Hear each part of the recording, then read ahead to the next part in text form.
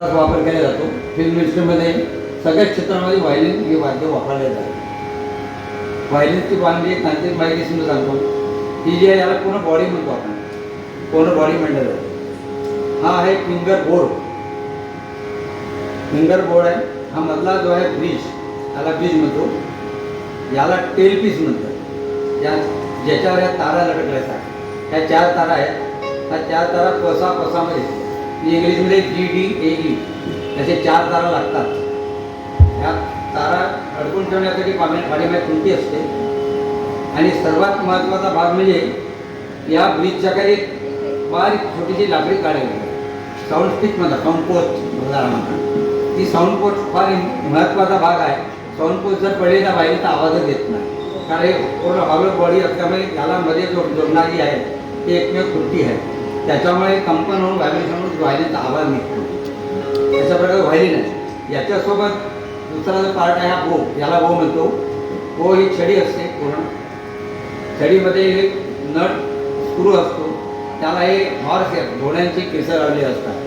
त्या घोड्या केसाला रोझिन हा प्रकार लावला जातो. रोझिनमुळे रफनेस येऊन तारावर घातले जाते.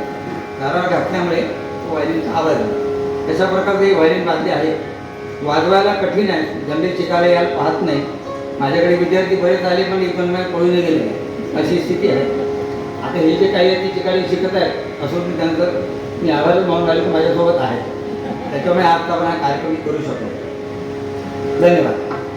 तसेच सृजन संस्थेचे मी आभार मानतो. नंतर त्या वेळी घेऊन जाईल म्हणून आधीच आणि मला कार्यक्रमाची संधी दिली त्यावेळी मी त्यांचा अत्यंत आभारी आहे. धन्यवाद. चला तर आपण ज्या मुख्य कार्यक्रमाच्या प्रतीक्षेत आहोत त्या व्हायोलिन वादनाच्या सादरीकरणाकडे वळूया. या सादरीकरणाची सुरुवात आपण 2 टप्प्यामध्ये हा कार्यक्रम घेतो आहे. सुरुवातीला गुरु आणि शिष्य सर्वजण मिळून सादरीकरण करतील आणि दुसऱ्या टप्प्यामध्ये गुरु आपल्या कलेचं सादरीकरण करतील. सुरुवातीला मधुर राग भूप गावत सब स्वर शुद्ध मनी वर्जित मेला कल्याणी में सोवत वादी गांधार कहत संवादी शुद्ध दैवत द्वितीय यामिनी निशिगावत चतुर सुजन मन रिजावत. असं हे लक्षण गीत आहे भूप रागाचं.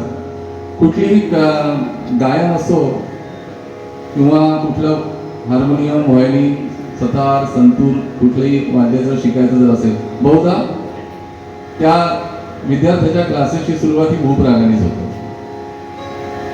तसा हा भूप राग आपण सुद्धा आजच्या मैफिलीची सुरुवात भूप रागाच्या सादरीकरणाने सुरू करूया. सादर करीत आहे संपूर्ण शिष्यवृंद आणि त्यांचे गुरु श्री जयंत देऊरकर, श्री विजूकाका जोशी, सौ मृण्मय कोत्पल्लीवार, ट्विंकल धीर, अर्णव देऊरकर आणि या सर्वांना तबल्यावर साथ देत आहे श्री अमोल दुबळकर.